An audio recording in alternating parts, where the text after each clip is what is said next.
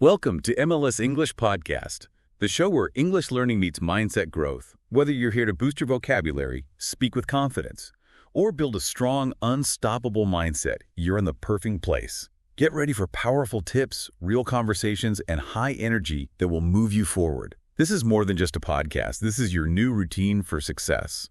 So today we're diving into something huge, something we get asked about a lot. How do you actually become the best version of yourself? It's a big question, right? And it can feel, overwhelming. Like, where do you even start? Exactly. The pressure can be immense. But I think today we want to focus less on some perfect endpoint and more on, understanding those first steps. Yeah, the practical things, how to get moving, even if it's not perfect, for actual growth, whether that's in life or, say, learning English. Okay, so where do we start? The material suggests a really strong foundation is self-reflection. And that's more than just, thinking vaguely. It's about consciously setting aside time.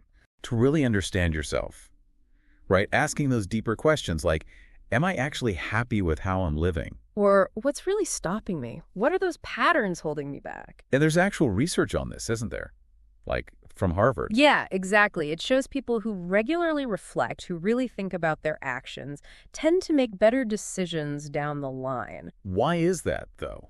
Is it just awareness? It's largely awareness. You become more conscious of maybe biases or areas you need to improve, so your next choice is more informed. That makes sense. You can't fix what you don't see. Mm-hmm. But isn't there a danger of getting stuck just thinking? Absolutely. That's the critical balance. Reflection is vital for knowing what to change, but you absolutely need action to make the change happen. Right. Otherwise, you just spin your wheels. Analysis paralysis. Precisely. Which leads us straight into the next key idea. Setting goals, but crucially, realistic ones. Ah, yes, the classic trap. I'm going to become fluent in English in 3 months, or I'll be a millionaire next year. Exactly. Those huge, vague goals often just set you up for disappointment. The key is breaking them down. Into smaller, manageable steps. Tiny steps, even. If the big goal is get healthier, maybe the first step is just drinking 1 extra glass of water today, or walking for 10 minutes. And that actually works. Those tiny things. The research shows they do. It's about small wins. Each little success builds momentum, builds confidence. It rewires your brain a bit. Okay, I like that. Small habits leading to big changes. It feels less daunting. Definitely. Small habits are the foundation for long-term shifts. But even with small goals, that voice creeps in, doesn't it? The self-doubt, the fear of messing up. Oh, absolutely. Fear of failure is huge. It tells you you're not good enough. Why bother trying? And studies confirm this, right? That fear genuinely stops people. Yeah, there's research showing fear of failure literally prevents people from starting projects or pursuing goals they actually want. It's a major barrier. So how do you tackle that? Just ignore it. Well, it's more about accepting that mistakes are basically guaranteed. They're part of the process. Nobody gets it right the first time. Nobody. The focus has to shift from perfection, which is impossible, to progress. Just moving forward, even a tiny bit. Think of it like building muscle. It requires stress and recovery. Okay, progress, not perfection. I like that framing. It feels more achievable. And that ties into this just start idea. Sometimes you don't need motivation first. You mean action comes before motivation? Sometimes, yes. Taking 1 tiny step can actually create the motivation to take the next one. The act of starting makes it feel easier. That's where routines come in handy, I guess. Exactly. Routines help automate things, like waking up at the same time. It reduces the mental effort needed. Because you're not deciding each time. Precisely. Duke University research suggests nearly 40% of what we do daily is habit, not conscious decision. Good habits basically put progress on autopilot. Wow, 40%. That's a lot. It is. And a really practical way to build those habits is the 2-minute rule. Okay, what's that? Simple. If a task takes less than 2 minutes, just do it immediately. Don't even think about it. Like replying to a quick email or putting your cup in the dishwasher? Exactly. Or if you want to exercise but feel overwhelmed, the 2-minute version is just put on your workout shoes. That's it. Huh. That's so small, it's almost impossible not to do. Right. And that tiny action creates a sense of accomplishment. It gets the ball rolling. Often, you'll find you just keep going. That reminds me of the Thomas Edison story. The light bulb. Ah, yes. He didn't fail 10,000 times. He found 10,000 ways it didn't work. It's all about perspective and persistence. Persistence is key. But another huge factor today is distractions. Oh boy, don't get me started. My phone. Exactly. Phones, notifications, social media, they constantly pull our focus and, frankly, fuel laziness or procrastination. There was that Harvard stat, right? People spending like 3 hours a day on their phones. Around that, yeah, it's significant time and mental energy. So practical tip. Start small again. Try putting your phone in another room when you need to focus, even just for 30 minutes. Out of sight, out of mind really helps. Okay, simple, but probably effective. Let's shift gears a bit. What about mindset? Positive thinking. Right. And it's important to define that properly. It's not about pretending everything's perfect or being happy 24/7. It's more realistic than that. Much more. It's about looking for the good, yes, but also being realistic and focusing on solutions instead of just dwelling on problems. Can you give an example? Sure, you're stuck in traffic, late for a meeting, instead of, ugh, my whole day's ruined. Which is easy to do. Very easy. A positive mindset shifts to, okay, this is frustrating, but I'll focus on what I can do. I'll catch up when I get there. It's about finding agency. And this actually has health benefits, like physical ones, It does. Thinking more positively can lower stress hormones like cortisol. which is good for, well, everything. Pretty much. Yeah. Better sleep, stronger immune system, even heart health. The Mayo Clinic links it to better stress management. Wow. And didn't another study show positive people might have less heart disease? Yeah, an APA study suggested a correlation about 13% lower risk and lower blood pressure, too. The mind-body connection is real. Okay, sold.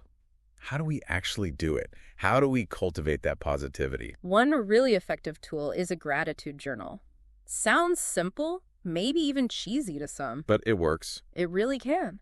Just taking a minute or two each day to write down, say, 3 things you're genuinely thankful for, big or small. What does that do? It trains your brain to scan for the positive, to focus on what you have rather than what's lacking.